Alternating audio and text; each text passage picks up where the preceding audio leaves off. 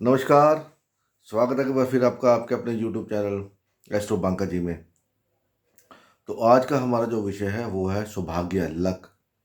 हम अपना लक कैसे बढ़ाएं, क्योंकि आपके किसी भी काम के अंदर, बिजनेस करते हैं, कोई जॉब करते हैं, जब आपका भाग्य साथ ना दे तो आपको सफलता नहीं मिलती। तो उस भाग्य को हम कैसे बढ़ा सकते हैं? कुछ ऐसे कर्म करके, कुछ ऐसे सिंपल छोटे छोटे उपाय करके हम अपने भाग्य को बढ़ा सकते हैं। तो भाग्य क्या है हमारा? अगर चार्ट में देखें तो नौवां घर, 9th हाउस हमारा भाग्य है। तो इस वीडियो के अंदर मैं आपको 2-3 उपाय बताऊंगा, सिंपल सिंपल, जो आप कर सकते हैं। और आजकल उसका मौसम भी है, तो उसके बाद आपको खुद दिखाई देगा कि आपका भाग्य में बढ़ोतरी हो रही है या नहीं। तो सबसे पहला जो उपाय है वो उपाय ये है, इस वीडियो के आखिर में मैं आपको एक ऐसा सिंपल उपाय दूंगा, बिल्कुल सिंपल, जिसमें आपका 1 रुपया भी नहीं लगेगा। Single penny you don't have to spend, right. उसके पहले बात करते हैं, जैसे आजकल आप सबको पता है कि शादियों का मौसम चल रहा है। इस समय में शादियां बहुत होती हैं और बहुत से लोग जाते हैं, आपको इनविटेशन मिलता है, आप जाते हैं शादियों में। तो आपको याद होगा कि अभी भी जो सो पुरातन हिंदू धर्म है, जहाँ पर हिंदू धर्म फलीभूत है अभी आज भी, तो वहाँ पर लोग सिंदूर लगाते हैं अपने माथे के ऊपर। सिंदूर क्या? सौभाग्य की निशानी है, पति की उम्र की, पति की जो आयु है उसकी निशानी है। अगर आप हस्बैंड हैं और आपकी वाइफ आपके लिए माथे पर सिंदूर लगाती है, तो आपकी आयु कहाँ से देखी जाएगी? तीसरे और 8वें घर से। 8वां घर क्या है? आपकी वाइफ का दूसरा घर है, पैसा, वाइफ का पैसा। और तीसरा घर क्या है आपके चार्ट का? वाइफ का भाग्य, आपके पराक्रम। तो आपने करना क्या है, आपको जैसे बुलावा आता है तो आप क्या करें, जब भी आप जाएं किसी की शादी के अंदर, तो एक छोटी सी चांदी की डिब्बिया ले लें। आप गिफ्ट तो दे ही रहे हैं, आप दूसरा गिफ्ट दें कोई बात नहीं, सगन देते हैं कोई बात नहीं, ठीक है ना। तो सगन की बजाय ना आप उसको एक चांदी की छोटी सी डिब्बी ले लें, चांदी की, सिल्वर की, बाजार से सस्ती मिल जाएगी आपको। उसके अंदर आपने सिंदूर डालना है, सिंदूर लाल वाला सिंदूर डालना है। जब भी आप शादी में जाते हैं, दूल्हा दुल्हन से मिलते हैं, तो आपने और को जो गिफ्ट देना है वो दीजिए। उसके साथ साथ वो आप सिंदूर की जो डिब्बी है वो भी उनको गिफ्ट करिए। उससे होगा क्या? उनका भाग्य बढ़ेगा, साथ में आपका भाग्य इंक्रीज होगा। डिब्बी आप चांदी की अगर ले सकते हैं तो बहुत बढ़िया, नहीं तो आप कोई भी डिब्बी अच्छी सी देख के बाजार से ले सकते हैं, ठीक है ना। तो उसमें आपका भाग्य इंक्रीज होगा। जैसे वो लेडी सिंदूर लगाएगी, एक तो आपकी क्या होगा कि आपकी जो इमेज बढ़ जाएगी कि इन्होंने मेरे को चांदी की डिब्बी में सिंदूर दिया है ना। तो बाकी लोग बड़ा कुछ देते हैं, ये दे वो दे, जिनका उनको पता नहीं यूज़ करना भी है कि नहीं करना, वो लेंगे गिफ्ट, घर में कहीं पड़ा पड़ा रहेगा। क्योंकि आजकल हर हर घर के अंदर हर तरह के साजो सामान मौजूद हैं। मान लीजिए आप उनको मिक्सी देते हैं, कोई डिनर सेट देते हैं, तो वो उनके घर में पहले ही है, तो आपका कहाँ यूज़ करेंगे? वो ले जाकर कहीं ना कहीं किसी कोने में पड़ा रहेगा, ये आपको भी पता है। कुछ लोग कैश देते हैं।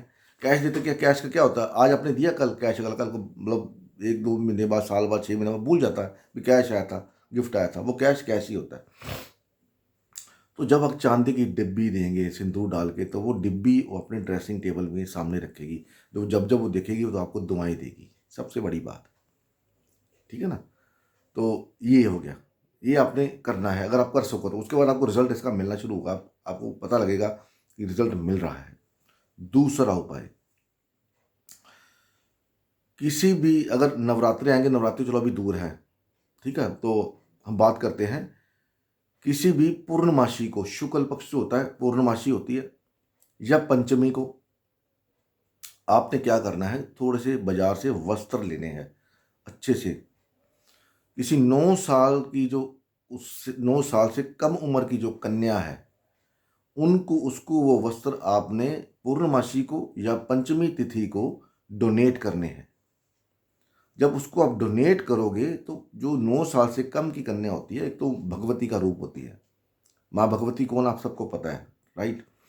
दूसरा जो राहु है, वो भगवती का अनन्य भक्त है, माँ दुर्गा का भगत है। और जब दूसरा जो 9 वर्ष की उम्र से जो कम की कन्या होती है, वह बुध होता है, बुध। राहु लाल किताब के हिसाब से बुध को फॉलो करता है। जब आप उस कन्या को वस्त्र देंगे तो वो कन्या आपको आशीर्वाद देगी, प्रसन्न होगी। वो प्रसन्न होगी तो राहु प्रसन्न होगा, तो राहु प्रसन्न होगा तो आपको जो ऑब्स्टैकल्स आ रही हैं वो ऑब्स्टैकल लाइफ में नहीं आएंगी। ठीक है, छोटा सा सिंपल सा उपाय है। लेकिन ये नहीं है कि आप सिंपल से सस्ते से कपड़े किसी बाजार से लो और किसी को दे दो।